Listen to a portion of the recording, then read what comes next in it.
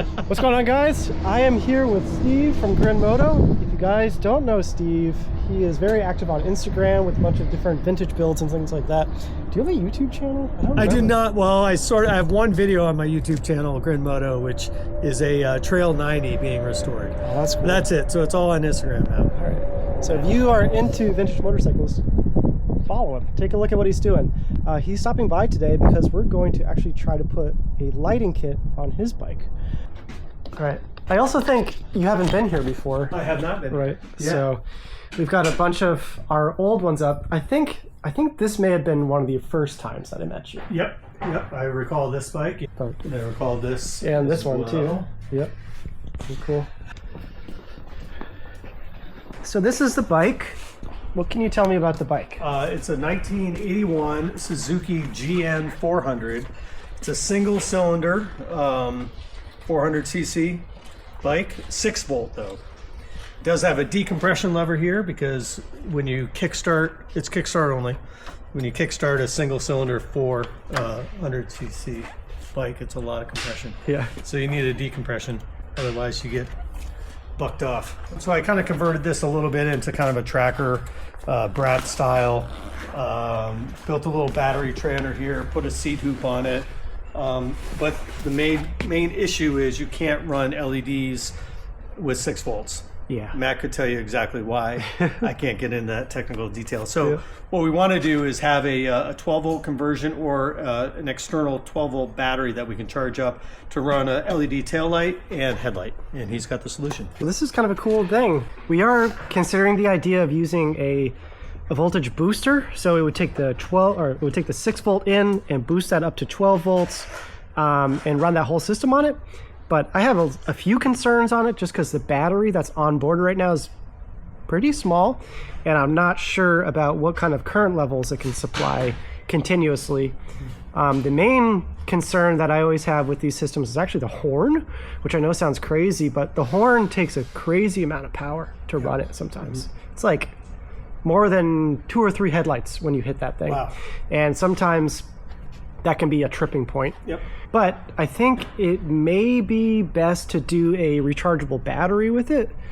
And I think that could be kind of cool because if you are somebody who had multiple of these older bikes that had issues with their lighting, you could just have a few different kits and then one rechargeable battery. And depending on the bike you were going to ride that day, you just pop in your battery. So it's going to be kind of a cool experiment to see how this thing goes. So before we get into the build, here is an overview of how this thing works. It looks really nice and compact. It looks really simple, but there's so much going on in this wiring harness, guys. This took us, months to refine this and find all the good connectors and stuff. So if you are making a build, whether it be an e-bike, a scooter, or even now a vintage motorcycle, and you want to do lights on it, you can save a lot of time by using one of these harnesses, and they're available on our website. But let's do a quick overview. So this control goes right on your handlebars like normal. And then coming from the front, this is out on the outside near the headlights of the bike, you have a 2-pin connector here and a 2-pin connector here. And those are for your brake signals. Okay, so on this bike, you're gonna have on your right hand, you're gonna have a brake, and then the foot switch, we're actually gonna connect to here. You got these 2 red connectors, and those are for turn signals. We're not sure if we're going to use turn signals on this bike yet, but they are there if you ever want to. And then you have a 4-pin coming from the front as well, and that's for the headlight. And the reason it's a 4-pin is so you can have a high beam, a low beam, a daytime running light, so like a halo, and then the 4th pin is the ground. On the other side of this whole harness, you have an output for a like an e-bike controller, like a far driver or something for regen braking. Not needed. You don't have to use it if you don't have that function. You have horn output. Again, you don't need to use it if you don't have one. You have an extension. So this extension is going to go to the back for the rear light and the rear turn signals. And then the whole thing is supplied by this one connector right here. This is where you're going to connect the 12 volts. So as long as you put 12 volt here, You can have turn signals, a headlight, a horn, rear lights, and rear turn signals. And what's really cool about all of this is that if you don't want to use one of those functions, you don't have to. They are all mutually exclusive in that you could just run a turn signal if you wanted to and nothing else will be affected. You could just run a headlight and nothing else will be affected. You could just run a horn and nothing else will be affected. So you can really adapt it to whatever you want. So on Steve's build, all he wants is a headlight, a rear light, maybe a horn, and then maybe an option down the road to use a turn signals, but not today. An additional note, this is the extension. So this extension goes right into there, and then this will go to the back of the bike. And the reason it's an extension is because there's a lot of different sizes of bikes. And so we use different lengths to get to the back so that you don't have, a mile of cordage. So that's how this all works. Let's get putting it on.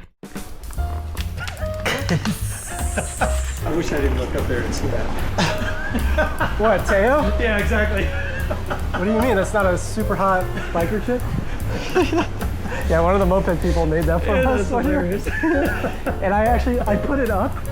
Yeah. And I think it took Teo like 3 or 4 days to realize. Is that right? I have so many videos of him being like, "What are you laughing at?" And he's like standing right here. So if you guys haven't seen these are these really handy like heat shrink solder joint combination type of dealio. We use them for little lights and stuff. We don't use them on high current loads, but for doing like a brake switch or something like that, I think they're perfect.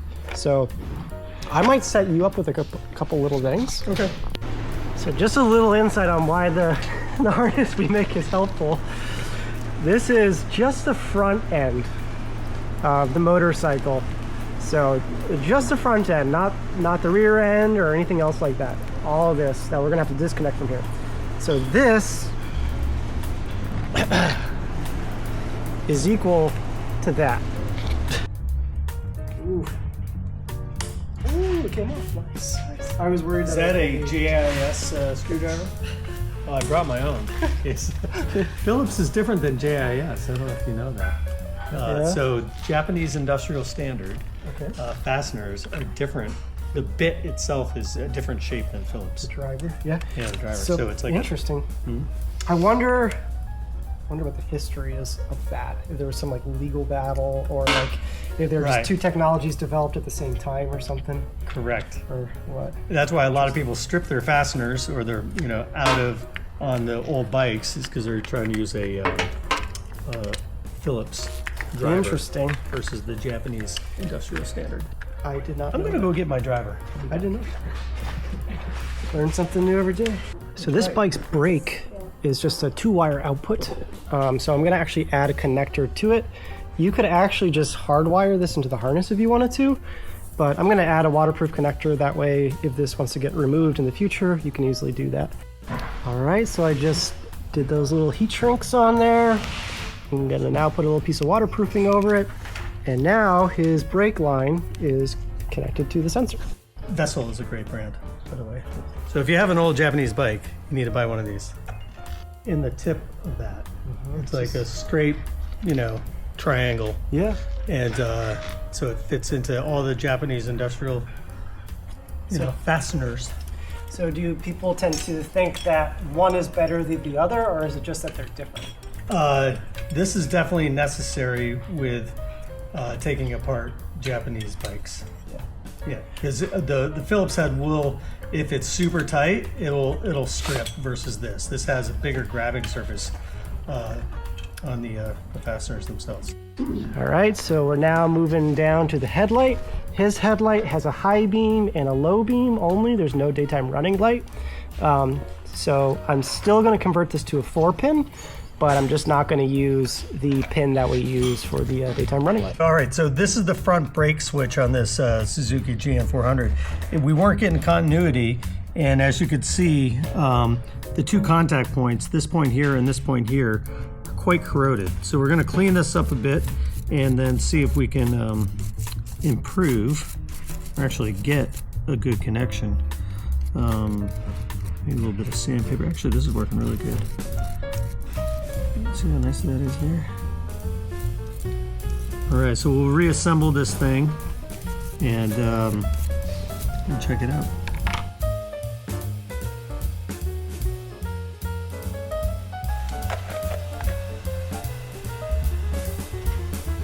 Putting this back together here, hopefully, I didn't see how it came apart, so I just assumed how it went back together. But our contact points are clean. Now we can check continuity from there, and then by squeezing that. I think that was that was a coincidence? That's so weird. Okay, we'll let Matt hook this up and then we'll try it. All right, cool. Let's see if I put it back together. I didn't see how it... Hey. Hey! Not too exciting. It is just a 12-volt rechargeable battery. I don't remember the number of amp hours. Let's see. It is an 11 amp hour. So when you do the math out for like the Javelin setup, that would probably run for like 10 hours. But this setup is way less power intensive, so it should be pretty good to go for a long time. But what's cool is if you had multiple bikes, you could just use one battery and then put it on there, take it out, put it on the next bike that you're going to ride that day. So pretty simple. It's a great size. That'd fit right into the, because I'm thinking the other application is the CB125s. They're all 6 volt. So you can't really do an LED. So motorcycles are going to be different than e-bikes and scooters because you have a foot brake. And so we are actually going to have to retrofit this switch and just run a wire up to the top. It'll be pretty easy. Just keep in mind when you buy the harnesses online from Spark, they do come with the opposite end connector. So you don't have to worry about getting a spare connector online. We will supply you with the other side. So in this case, all we've had to do is get the brake switch, and then I just connected a 2-conductor wire to it, and we're just gonna run that all the way to the top, and it's gonna connect right here to this connector that we supply you, and you're good to go.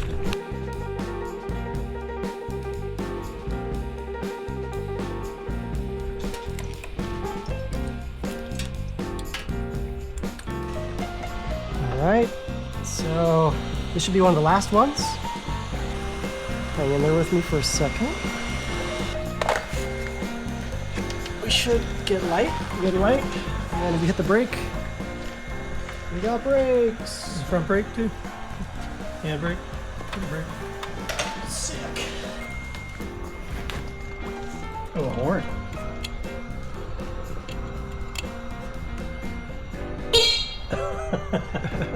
Okay, so now we can just kind of do some cable management. I'll probably end up notching that out. Yeah, I don't think there's any room there. I'll notch a hole so you can come up and over unless you can squeak it through. Yeah. Oh yeah, that'll go down and over.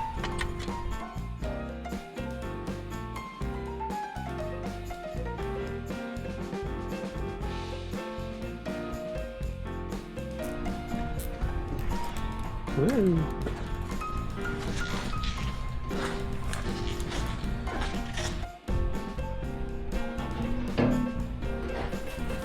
So I'm now connected up, and so if I turn that switch, I got my rear light going. I should have a front light, and the front light will have both high beam and low beam. All right, so we're good to go. And then I should have a horn, maybe. I do have a horn. And then if you want to squeeze that handbrake, good, and then the foot brake. So those are all working. If you squeeze both the foot brake and handbrake, It blows up. it blows up. Yeah, so that's good.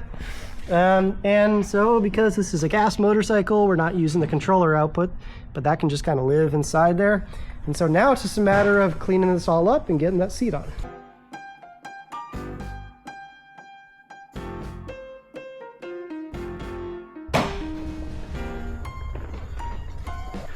All right, guys, so this is the final.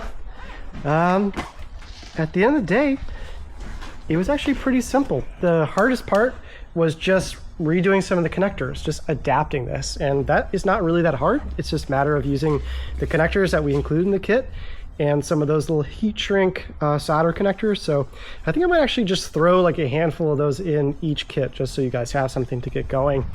But yeah, pretty cool. High beam, low beam, rear light, brake light. I think we've shown it like 3 or 4 times. No turn signals on this one. He's just keeping it clean, but the connectors are in there. So if he ever wants to sell it in the future, or if he gets pulled over enough by the cops, he'll be good to go.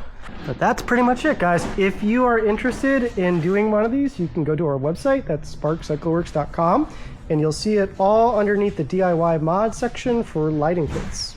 All right, but we're looking at this guy. A lot of you guys wonder about this bike when you come to visit Spark, but this is my first motorcycle. I bought this on Craigslist probably like, I don't know, about 10 years ago, maybe 12 years ago. I'll put up a picture of it when I first got it. But I bought it for about 600 bucks, and it's a cool bike, but it definitely needs a lot of work. But I'm sort of up to the challenge to this. And my truck is here, and I have a ramp. I can throw this in. Maybe we'll see what we can do. Yeah. So one of the disappointing things that Matt left the points cover off and just weather in there. That's good. But worse is that there's no spark plug in this cylinder here, which means all the elements are inside that hole. Yeah, just a little water. So I don't know if it's possible to bring it back or if it will just be a parts bike, but could do a Q or a poll whether or not I can get this thing going again. Yeah. Oh, that's a dangerous thing, right? Yeah. Hey, it's only got 3,300 miles on it. Yeah. That's not bad. That is good. At least your carbs aren't, your throttle cable's not. Okay.